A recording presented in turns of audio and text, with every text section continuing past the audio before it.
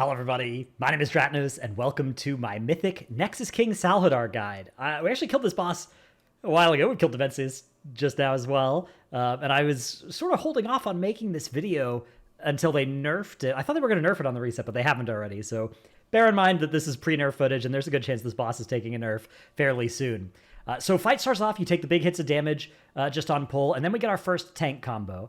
Now the tank combos, you want your entire raid to soak one of the Conquerors, and the way you figure out which one is so the combo here, you can see there's the weak aura from the liquid pack that shows the order.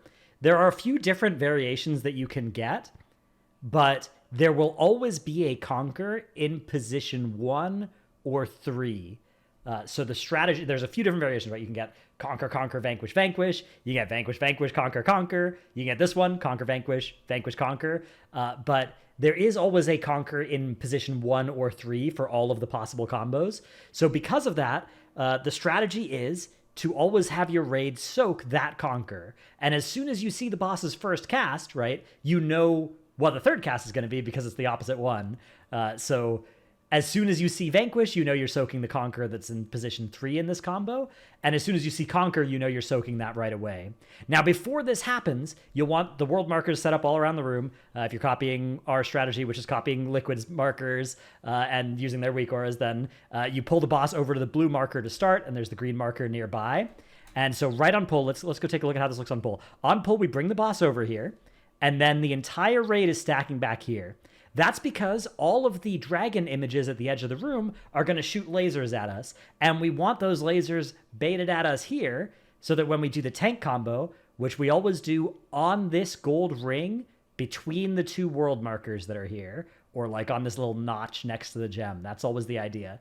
So we're always going to move there for the Conquer. Now, if this is a Vanquish first, so the slow set, right, where you're doing the Conquer in position 3, you still will move there as soon as the combo starts as the raid, and just plant there, and you'll have baited, hopefully, these lasers, right? You see these lasers are spawning now, and all of them are kind of coming here, and then the raid is nice and happy in the Conquer over here. Now, the idea is, so first of all, you need to make sure you are in the Conquer. If you're not in the Conquer, even if you don't die, you're not going to lose your stack of Oathbound, right? And you need your entire raid to lose all 20 of, or all 3 of their Oathbound stacks across the 3 tank combos. The other tank, so this is a big hit on the raid, right? And it's a pretty large hit on the tank that's in there, but it splits all that shadow damage among the raid. The tank that is taking the solo Conquer, on the other hand, is going to need some assistance surviving. So for me, playing the Brewmaster doing this, my plan for this first Conquer, whichever one I soak, is, first of all, I want a big Celestial Infusion, which means pop some Purifying Brews on nothing to build some stacks of Purified Chi beforehand. Blackout combo the Celestial Infusion so that it gets 3 extra stacks of Purified Chi. Stone Form, and get Time Dilation. And with all of those things, I can save my Fort Brew and my Dampen for the next 2 sets by committing all of those on this first set here. I also took the talent that Soothing Mist I can channel and give myself an extra like 6% DR, which I would sometimes use as well on these if I didn't have another global that was more defensive value to use on the boss beforehand. So that is a hard part about this strategy, is whoever your other tank is going to need to come up with a way to do that. Everybody else in the raid at this level of gear is also in a lot of danger. There's a good chance that as you get more gear, more stamina, depending on when you're watching this, there's a good chance this is going to be a part of the fight that's nerfed as well. But until that happens, right, you can see this is the raid frames after this soak. And these people, there are a lot of defensives being used here. There's a lot of like evokers rescuing and all that stuff going on here. So you do need to use those to survive this. But then nothing really happens to the raid for a bit. So the main thing with the Vanquishes, just aim them away. You have to be a little bit careful. If there's a Vanquish in position 4, which there isn't in this set, you can get knocked by the dragon images that spawn here. And actually that goes for your entire raid. This little golden ring, try and make sure that after this tank combo, you are inside, because if you're outside, there are dragon images that will knock you and also do like 10 million cosmic damage, which is not very nice. So yeah, you can see here if you want just the end of the tank combo, which I am trying to live with.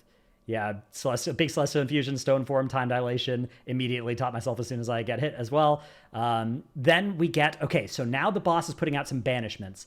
Now this you're not going to see on my raid frames which people have it, but you can see by which people are basically dying. Banishment dots come out, and the people that have it are in a lot of danger, right? It's probably Shodam, I'm not an orc, Aoxy, and Parse on this one that just have this massive dot on them. Then the claws come out, and there are 2 sets of these claws before we get to the next kind of set of mechanics. And these claws, you want to kind of pollute the area of the room that we were just in, sort of the third of the room that we were just in, as we move over to the next area. So you want to pre-spread everybody in the raid for these claws if possible. Don't pollute the very middle of the room, because we're going to need that later. But you can kind of fill anywhere else up in this area. And we're just sort of moving with the boss, baiting these claws, making sure that anybody who's got claws and banishment is being looked after, because otherwise they're in a lot of danger of dying here, and getting to our next location. Now, when we get here, there is the first spirits mechanic, which is very similar to the Kaiveza mechanic from Delves, where for each stack of Oathbound that you are missing, so each one under 3 that you have, you will spawn a spirit, which you can see spawning right here, that you need to look at as it charges at you. Now, the Liquid Weak Aura pack has been updated since this kill to have a line in the middle of your screen that pops up that lets you know, hey, look at this is where you're looking. And so that can be useful to help you orient with this. But I would say the big tip for this is, if you aren't aware it's about to happen, or you're not paying attention as it's happening, it can be very hard to see where it is, right? After it's spawned, it's a lot less noticeable, at least. And also when there's multiple in a row, when there's multiple at the same time, it can be hard to know which one is going to shoot first. So what you want to pay the most attention to is, as they are spawning, make sure your raid knows they're about to spawn, and then watch where they shoot out of you, because this is pretty obvious to me, at least to me. If I was paying attention to my character and seeing the direction that the thing shot, I would never miss it. But the ones where I did screw up that mechanic for the first few pulls, when we were learning it, was when I kind of was like, oh my God, that's happening. Oh, I see there are 2 spirits out. And I either missed the third, or I missed the order that the ones that were out were in. Okay, so anyways, we get to another set of world markers over here. And there's the moon marker and the circle marker here. Once again, our raid is pixel stacked behind the boss, and this is to bait the next set of beams, identical to the first tank combo. And we basically run the exact same sequence of mechanics here. So the breaths are about to happen, and then we get another tank combo. This time it's slow, so we got a vanquish first, which means a conquer is third. So even though there's also a conquer second, we're still also, as the raid, soaking third. So the way we do this as tanks, by the way, is my co-tank is always taking 1 and 3, and I'm always taking 2 and 4. And that will always work. There will always be exactly one of each ability in each of those positions, but the order can change, so you have to be ready for either. My strategy for surviving this one is Fortifying Brew, and then again a big Celestial Infusion. It's also playing a cheat Death Trinket, which sometimes did proc on some of these as well, especially if I ever dropped Shuffle, which didn't happen after the first 50 pulls or so, but could happen before then. Oh my goodness. Okay, we've got a perfect showcase of a few different things here. So let's rewind the tape on this one. So we get the Conquer here again. You can see a laser beam hits a player, bang, instantly sub 50% health, and then actually already dead. You can see no stacks of the Oath debuff. So yeah, this person had already been killed. When you get killed while you still have stacks of Oath, you get MC'd, but it stuns you and it takes a while. And then when you look at their death logs, it doesn't show their death properly. So yeah, he'd already been dead. That laser had already killed him. But then you still take damage from boss mechanics while you're being MC'd. And then, yeah, you turn hostile. You just have to kill that person and res them if that happens. It's not the end of the world the first time it happens to somebody. But what's also true is if somebody ever misses a Conquer Soak, they're going to be down a stack or up a stack of Oathbound, and there's basically no way to correct that unless that person has an immunity and can therefore soak an extra Conquer in one of these sets. Even if you use a big defensive, I think you could maybe do it with Dispersion as well, where you soak 2 Conquers in a set, but splitting with only one other person in the Conquer, plus you have the damage amp from taking the first Conquer, is almost impossible to survive. I guess there are some combos where and this one, you could split the raid with Dispersion and the damage increase. So, maybe if you're a Shadow Priest or an immunity person, you can live it. But TLDR, if you ever don't clear a stack, you are going to get MC'd at the end of the phase and wipe the raid. So yeah, here we can just see somebody got hit by a laser, gets MC'd. And then also, this is the Vanquish in position 4. The dragon spawns and boop, knocks me forward. Could have been bad. I was far enough away that it didn't spin the Vanquish around and kill the raid. Let's just say there were 2 pulls during progression where that wasn't so lucky, and yeah, oopsie. So gotta watch out for that one. Okay, then again, we're baiting blazes, rezzing our fallen soldier, and yeah, putting those, they're not blazes, the claws, right? But the weak RSS blazes, because they're similar to Fire Act blazes in that they don't turn as you move. So a good rule is if you do have to move, move along rather than side to side. So there's the set of 2 Kaivezes. Again, just look for where they come out of your character and the order that they go out, and just focus on doing that. Another tank combo, exact same idea. There's not a second marker to the side, but the same relative position to that first marker here of purple diamond. This one is Dampen Harm, which is the safest that I feel on any of these combos because it's the biggest cooldown. And then another set of Kaivezes here. This one, actually, I'm not normally tanking the boss here, but it's good if you can keep the boss kind of still there, but it was chasing me, so didn't quite happen. And then we get to the second phase. Don't be in the middle of the room when this cast finishes. And there are now 2 different configurations of these circles. They can either spawn on these markers or between these markers. So this time the circle is spawned on the markers, which means the raid needs to be to the side and to the left of these markers is where we play if we get this configuration. So we just head over here. And now the first thing that's going to happen here is the dragon is going to Cosmic Maw 1 tank, hopefully a tank, not a DPS player. So that first tank needs to make sure they taunt Voidwing. And then the other tank taunts the boss and aims the laser away from the raid. Now, this is always just a static set of beams. This laser is like the Razageth one, though, where it's going to blow up at the end. So Diffuse Magic, I'm using Diffuse on this, and I'm also using Celestial Infusion, and that's going to mean that the explosion shouldn't be too scary. A lot of different tanks have different good ways of dealing with this. Depending on your tank composition, you might not have good ways to deal with this. So you may want to use externals instead. Time Dilation, very powerful on this one as well if you need something to make that happen. So after that first set of beams, we now get either inside or outside. This is out. This means we're going inside, right? Because the lasers are shooting outside. So if we see these lasers, we run to the middle of the room. And if instead these lasers are pointing inside, we're running to the edge of the room. Either way, we're running to the first location. And those lasers are now starting, and you have to get pretty tight in here. And then we're taking the gateway to the second location because there's less time between the two. That also means, let's backpedal here a little bit. So here's the first beams. You can be playing sort of up here, and that way you're midway between where you run to if it's inside versus outside. Although it is a little bit better to bias towards outside because outside is the tighter timing if you get it there. So again, yeah, inside is where we go. So we run to the middle of the room, and the lasers don't hit us, and then we all take our gateway. And the way this works is either the markers, if you place the markers in the right spot, are exactly the place you want to hide from these inside then shooting out lasers, or if you're not on the markers, if you're between the markers because the portal is spawned in the other location, then it's this little decorative piece on the ground. A lot of this fight, you can sort of learn some of the decorative pieces on the ground that you can orient yourselves with, and this is a really good one. And the way this works is these lasers, the first ones spawn pretty close to us, and then the ones from across the room get very close, right? At the end of this, they are very nearly cutting us off here. So if you are a little bit to the side and also under the boss, it's pretty bad. So try and run out and then between, right? Out and then exactly in the middle, and then you'll escape unscathed. If somebody gets hit by one of these, not only are they going to take damage, they're going to explode for a bunch of damage on the raid. Now it's time for the intermission. Here you're going to want to split up into 2 groups. These don't have to be equally sized groups. If you were doing what we did and free healing this fight, which a lot of guilds did, that was how this boss was killed.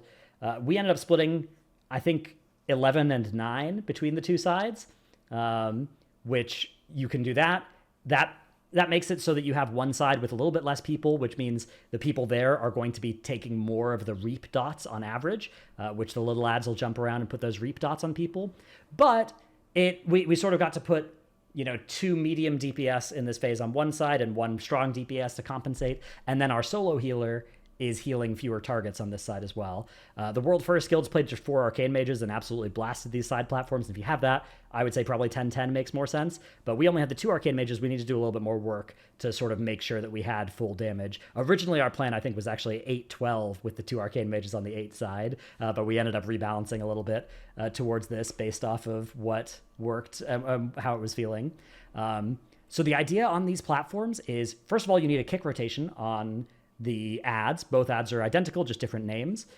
For this, we didn't even use a weak order for this. If you have method raid tools and you have everybody go in /RT and then enable the interrupts option, you can just put in a interrupt order in there, and as long as somebody marks it with the correct marker, it basically works like that anchor weak aura without actually needing everybody to get the weak aura. But they do have to go in and enable that. But it's nice because then it'll work on other fights as well. So we've swapped to using that for this sort of thing. But yeah, any sort of kick tracker thing, or you could try YOLO kicks, but this will one-shot people if it goes off. But you don't need to damage this guy too much. You mostly want to damage the Titan because that needs to die before the other ones do, or else it's a wipe. And this guy gets damaged by the Mythic mechanic of this phase. So first of all, problem number one is just threat on everything. If you don't have an AoE taunt, which I sort of do with Black Ox statue, but it doesn't always work. Like sometimes I'm pressing it before everything's in range or it's all spawned and in combat or whatever. So careful of threat if you are not a tank. Help your tank get threat if you are, an MD or Tricks of the Trade. And then just be careful of getting autoed if you are everybody else. And then, yeah, a kick has to happen pretty much right away. And we want to just get everything grouped up together and make sure we're hitting the Titan and DPSing it down as much as possible. Now, you'll notice in the Bigwig spell queue here, there's a reap before, like one of the first things that's happening here is a reap. If you can land a stun, and that stun lasts for at least like 3 seconds. So here, you'll see right as this reap is about to happen, bang, hit him with the leg sweep. Now, by the time that leg sweep is done, we have the meta stun actually land on them as well. And then out of this, they go into their Twilight Massacre cast, and you can dodge 4 of the Reap dots on people. So that's a really nice thing you can do to make your healer's life easier. This Twilight Massacre is a Mythic mechanic, and it functions very similar to Kaiveza's from Narrowbar Palace, where you need to charge these through the middle mini-boss, and that'll do a bunch of damage to the shield that it puts on itself. If you don't do this, it's going to be a very tight DPS check, but you want to make sure that basically if you're targeted by one of these, you'll get a big red laser instead of a little blue laser, and you want to go on the opposite side of the ad across from the one that's targeting you, because that way it'll charge through the middle, but you'll only get hit by one charge, right? If you played here instead, like say you're Arzen Z being targeted by this one, and if you stand here, you're going to get hit by the one charging you and the one charging I'm not an orc here. So you want to get on the opposite side of the one across from the one that's looking at you, and then bang, they all dash through, do a bunch of damage, and do a bunch of damage to the mini-boss as well. Then there's a mortar bait. So let's go back again. You can see again the Bigwigs timer here for Dread Mortar. For this, you just want to make sure that you are baiting the mortar, and the Bigwigs timer here is a little bit, that's I guess the start of the cast, and then this bait mortar weak aura is the end of it. That will just shoot a mortar at everybody. One downside of uneven sides is there will be more projectiles aimed at you if you have more than 10 on a side, right? But if you stack up on top of people, particularly if you have everybody try and stack on the tank or far away from the melee, that can make it a lot easier, right? Because so let's show the bait one more time how we do it over here. Like this isn't great. These people over here, it's not perfect, right? This person in particular is denying a lot of space, but he blinked right before it went away. So that's good. He was baiting it perfectly. And you can see we've got like a couple of nice little slivers we can move to. If you're kind of all standing in the middle here, you can have a real nasty polluted area. But because we spawn these pretty tight, we're able to just move over here. And then the next thing is beams. So these beams will spawn, and you just, again, still DPSing the Titan, just do it, dodging the beams. You don't want to walk into lasers that look like this pretty much ever. So do stay away from that. And then another set of Twilight Massacres, more kicks to make sure you're kicking on the mini boss. After this bait, there'd be another beams, but we end up killing the mini boss before those beams. But if you get those, you just keep dodging them, and then the self-destruct channel begins. And this, you just need to kill the Titan before that cast finishes. And then in order to go back to the main platform, you do need to kill everything else. But if it's 5 seconds later, it's okay. It's not good to be too much later because then the dragon will already be down and running and stuff, and you might gate back into these circles, which is not good. But here you can see the circles and these void things spawned in the different locations. So now we are on the markers instead of left of them. And here, again, the objective is just one tank. The other tank, because Monk is, I'm just going to take both of the breaths because I have Diffuse and a Celestial Infusion for each one. So again, the other tank just takes us the markers, then I taunt and aim it away. And it's the exact same mechanics as the first P2, except it will be the opposite order. So remember how last time we went inside and then gated out? This time we're going to go outside and then gate in, and we know that for sure, money back guarantee, because it always does the opposite one. So that can be a useful thing to track. Somebody in your raid can make sure that they know, oh, it was inside first last time, so it'll be outside first when we get back, and you can reduce your movement a little bit.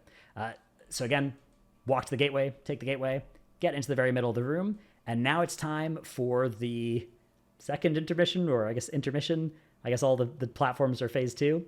So this is just the boss does a 5-second channel up and then a 30-second channel down. And this is just on Voidwing. The boss itself is immune right now. Voidwing is taking bonus damage. This is Lust. This is Potions. You can't potion pull if you want to potion this, and you do want to potion this because it's double damage, and also you have Lust with it. So you either have 1 potion with double damage and Lust, or 2 potions and 1 potion with double damage and Lust is better. So yeah, you potion this, nuke Voidwing as much as you can. Every point of damage here is really, really valuable. I was counting down for us. I would count down like 25, 20, 15, 10, 8, 6, 5, 4, 3, 2, 1 as the timer. And basically the idea is you're taking a lot of damage in this phase. If you have a 12-second shield wall, press it at or after 12. And same with an 8-second, all of that, right? You press it so that it will cover this damage event at the very end of the intermission when every single person in the raid gets the claws. These claws don't leave behind gunk on the ground, but they will kill somebody if you cleave with them. So as a tank, I'm always just rolling out and making more space for the melee. Okay, now it's time for the last phase. This phase is really easy, but it's easy if everybody knows where to go. The actual difficulty is having people go to where they're supposed to go, which can be hard. So this is not a difficult phase to execute. It's a difficult phase to like make sure everybody knows what they're supposed to do, but actually doing it is very easy. So the 3 ranged and then 3 melee, including the tank, the active tank, will get targeted by the whatever it's called, smashes, galactic smash, something like that. And first thing that happens, galactic smash. So the first thing that happens, let's take a look at this, is 12 seconds before they actually drop, the ranged players will get targeted. Now, this is a private aura, which means a weak aura can't tell you if you've been targeted by this, but the weak aura will put up this map for you, and this will tell you where you should drop if you are targeted. So there will be 3 ranged, and these first one, the 3 ranged always drop on star, left of star, and right of star. You take a lot of damage, particularly if you are the middle person, you take way more damage because it does fall off damage, and the fall off is very sharp on these. So the middle person's in quite a bit of danger. For these sets, we had like mages blinking out and mass barriering these people, evokers with Zephyr if they were targeted, right? All of those really helpful, and just throw defensives at this as well. Externals as well if needed on players that are, particularly the middle ranged player, if they're light on defensives, is in a lot of danger. So if you have tankier people, they should prefer going middle, and less tanky people should go on the edges. And the melee here, the tank always goes to X, and then the other 2 melee go to these locations relative to X. And it's actually a little bit further than the weak aura map shows. We were calling it, because it's easier the further apart they are, these melee ones, within reason. So we would actually have, if you looked at the middle of the room, there are these gems, and you see how X is between 2 gems? We would have the other 2 melee go between the next gems, right? So midpoint of these gems, 1 melee should go here, and the other one should go all the way over here, which is farther than it looks on the weak aura here. But that we found that to be a lot more consistent. And we would place these AMZs for the non-tank players that are going here. And yeah, this is actually closer than we would like. This is a nice location for this player to go, and they're inside these AMZs. Then the smashes go out. So the range players have 12 seconds, the melee only 8 seconds to actually go to their locations. And then we all get gripped. We get gripped into the midpoint of these 6 planets, stars. They don't actually hurt you in this phase, in this stage. They only hurt you once they're big spiky balls, but this doesn't actually hurt just yet. So you don't have to worry about getting gripped through the kind of space where a star is spawning. Then there are dodges to do. I put some liquid reminders that were like, I just watched how liquid did this and I was like, okay, here's how they move through these. And then I made a reminder so that I could call, here's what we're going to do. And on this one, we're going after 2 or 3 ring explosions into the melee one. So also you tank swap after every smash and Starkiller swing, you need to do a tank swap on this as well. Tank damage is not that much here. So yeah, there's explosion number 1. Here's explosion number 2, and I would say go now or after the next one, right? Either one's works. It's not that precise. It doesn't matter too much. But you can go, some people are going now or the next one. Just the important thing is when you are going, commit to going. If you waffle, you're going to get hit by the spikes and get killed. And then we need to get through the ranged expanding ones, And again, I actually need to get through a little bit faster than the raid. The raid can hang out for a little bit because now we're going to get Star Killers. Now these spawn behind the boss. The two images that aren't... So the boss will shoot one of these Star Killer swings, and two images will also cast them from behind the boss, and these images spawn to the left and right behind the boss. So you can see where they're spawning right now. And then they will actually look, I think, at the closest person. So the liquid, you can actually assign, you can hard assign that now if you want, and have those be hard assigned. But yeah, what'll happen now is there is a private aura that shows if you're being targeted by this smash. But through some arcane wizardry, the Liquid Weak Aura pack, I think it's because these are like mobs with aggro tables or something. I don't know for sure, but it can know if you're being looked at by one of these. So there will be a weak aura that pops up, and it will have a left arrow, a middle square with the text "Not on you," and a right arrow, and then there will be two Star Killer icons that will appear on those on two of those three or one of those three. So let me show you the documentation here in the Liquid Weak Aura pack. So yeah, you'll see something like one of these. It's like a hack around the private aura thing, basically. And so if you ever see "Not on you," that means it's not on you. But if you see this one, that means you are aimed at the right star. And if you see this one, you're aimed at the left star. And you are always aiming for the three that are in this middle-ish ring, the ones close to boss. And you are also, you're doing left, like facing them, right, from the middle of the room. So the person who sees the left arrow and has it actually on them is aiming for this one, and the person who sees the right arrow is aiming for this one. Now, it's pretty important, depending on how you're moving the boss here, it would be pretty easy to accidentally spawn these images inside the stars. And in fact, even here, this one is not particularly good. I could have aimed this one better. But because they spawn behind the boss, on the two sides behind the boss, a way to make it so they're always kind of safe is if you sort of just have the boss near the middle of the room and then look slightly ahead of the leading one, then by the time the smashes fire, they'll all be in nice, easy locations. But yeah, we'll see how everybody plays this one. So the middle one is always on the tank. The tank always gets the middle one. And then, yeah, you can see actually this worked out totally fine. In fact, perfect, genius bait by me. But yeah, the tank bait is actually kind of important here. And then the other two people just need to hit these two stars. And on Mythic, that just reverses their direction. It doesn't kill them. But if two stars ever touch, you wipe the raid. I think if two Star Killers hit the same star, it also wipes the raid, I think. So yeah, you need to do this perfectly, but it's not that hard. But you do need to do it perfectly. So yeah, you can see, bang, they reverse direction. And now the other tank taunts. And he's going to, again, just sort of aim this. In fact, you can see he's not even at all aiming in front of the leading one. He's just aiming opposite way of the room. And this looks pretty good as well. Looks pretty great. Bang, all of those get hit. And now I'm taunting the boss because, again, you need to... The Star Killer gives you a debuff that lasts long enough that it hits you on the next Galactic Smash. And if you have that debuff, you take way more damage. So that's how the tank swap works, is that you have to drop... or you drop in alternating ones. So here the ranged is going somewhere. I kind of forget where the ranged go on this one. And the melee go beside circle, and the tank goes to circle. So you can see the ranged ones going out.